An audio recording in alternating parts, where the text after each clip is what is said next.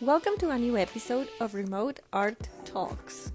Today we have the pleasure of speaking with Johanna Reynolds. Johanna is a mid-career Toronto artist who experiences a robust following for her energetic abstracts.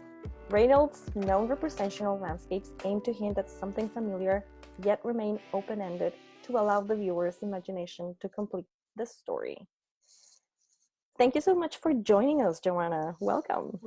Completely my pleasure. You were telling me that you were not in Toronto when we we received the notification that, oh, guys, by the way, you cannot leave your houses now.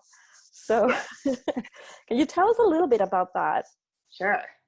So we as a family, we decided, well, it's something we've been wanting to do for quite a while was, could we leave our life here for just a little bit and do some kind of a family adventure?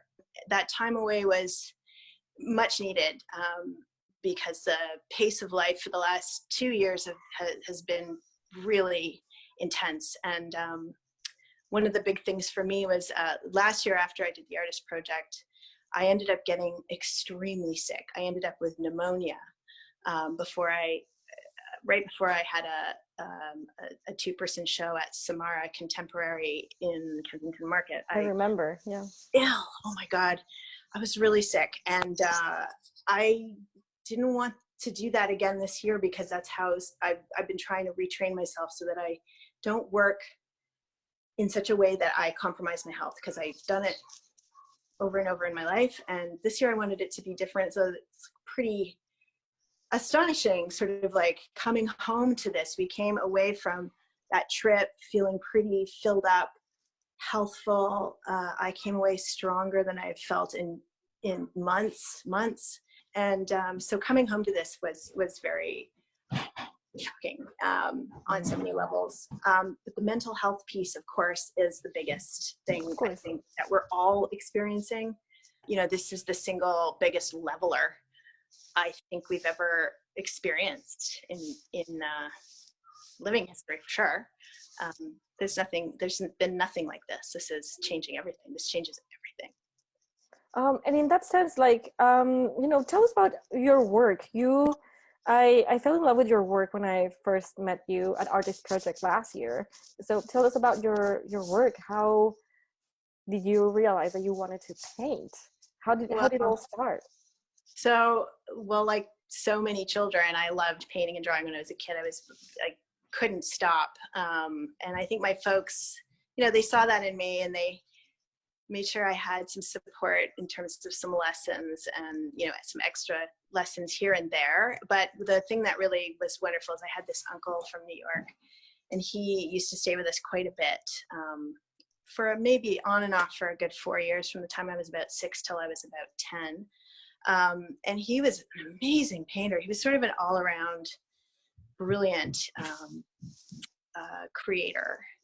And he saw something in me and he encouraged it. And of course, when a grown-up sees something in you when you're a child, and they validate that, not just with their kind words or encouraging words, but actually, in this case, he bought me some paints. He bought me oil paints one Christmas when I was 10. And it just, I still am blown away, because it was like proof that somebody invested in me and gave me the tools, and then he gave me lessons. So he gave me his time, and he gave me the implements,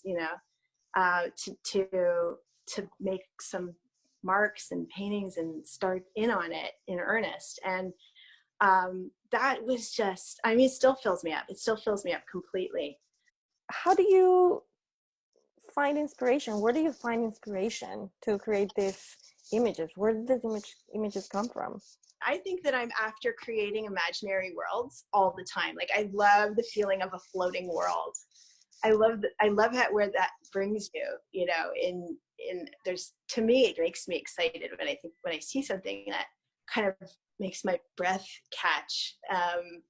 I don't really, I think I reference things all the time, but I don't really paint from a specific photograph or place. It jumbles together for me, and it just kind of comes out when I feel it rushing. I I go quickly to work. I mean, I'll be in my studio and I'm working anyway, but there are certain times where, and I've heard other people say the same thing, where it's really just needs to be born. It has to come out. It's rushing through me, and it's my job to answer that calling to bring it out into the world. And that's usually abstracted, because I think that is the language that is used in that case. What are you working on anything these days? I am. I'm working on a series of paintings. I'm going to be, there's another artist, Kara McIntosh. We're working on a 2-person show, which is obviously delayed, and it was open in early June. But I won't talk about it too much just now, because we agreed we would kind of just hold it a little longer until things settle down in terms of anything. But that's an exciting collaboration. Yeah, we are working on something, and just over here, I'll just tilt the camera this away because obviously I'm at my house. But there is a 6.5 by 6.5 I'm working on, and the only place I can work on it is over here because it's big. So I've got my underpainting well underway. What else? You were telling me that you also like, that you get inspired by other artists. So I do. I recently, I'll show you, there's a painting on the wall. Yes. Over here. This is by an artist named, I think her name is Cherry Jones. I'm going to find out for sure, but she goes by, I think it's Sarianne Joe on Instagram. I'll find out for sure. Beautiful. But I also love ZZ Powers. I have 2, they're prints, but I love them. I also love Laura Daw. Yes. As a person, I'm going to walk backwards. A person and as an artist, I think she is brilliant. I don't know if you can see how well you can see that. Yes. Beautiful piece, and which she included as a little gift when I bought this, that came from her. If you can see that. Yes. This is from a series she did while she was doing a residence on the island of Gibraltar Point. Yeah, so this is called Sunken Beach. That was from last summer. There's other people. There's Nancy Friedland, big Nancy Friedland fan. A nice piece. This is sort of on loan. So if anybody likes it, it's still for sale. It's just with me for a while and just minding it. There's another painter that I like that I heard an interview with through a podcast called I Like Your Work, which is Erica B. Hess. I listened to an interview with a woman named Alison Remus, who's a painter, and she was talking about an article she read in the New York Times. The writer was sort of belittling the idea that if you're making art at your kitchen table, then you're no real artist. And she took offense to that, as rightly so, because the irony of all ironies is if you're a maker, if you're a creator, you're making your whatever you make wherever you can right now. And many people are working at the kitchen table, and there's nothing wrong with that. Not one thing. I find this time that, we're all in this lockdown. It is a time where we're all experiencing bumping into ourselves in this whole other capacity.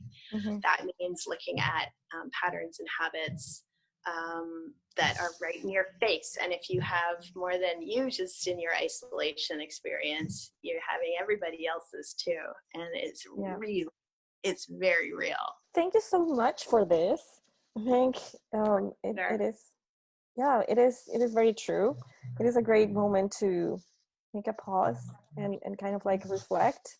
So before we say goodbye, I wanted to, go through a round of rapid fire questions. So I'm just going to ask you 5 questions and you can just tell me the first thing that comes to your mind. Okay? What's your favorite snack? I love black olives. Coffee or tea? Coffee. What's your favorite color? Never enough. It's sort of like a blue-green, like a deep blue-green, like a lagoon. If you could hug anyone right now, who would it be? Oh, it would be my maternal grandmother. If you're looking to impress someone, what are you cooking? Flourless chocolate cake. I'm telling you. Deadly. Well, thank you so much. Thank you so much. If people want to know more about your work, where can they find you?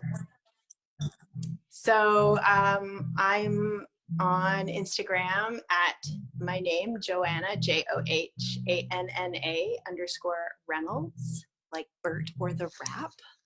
My website is www.johannareynolds.ca.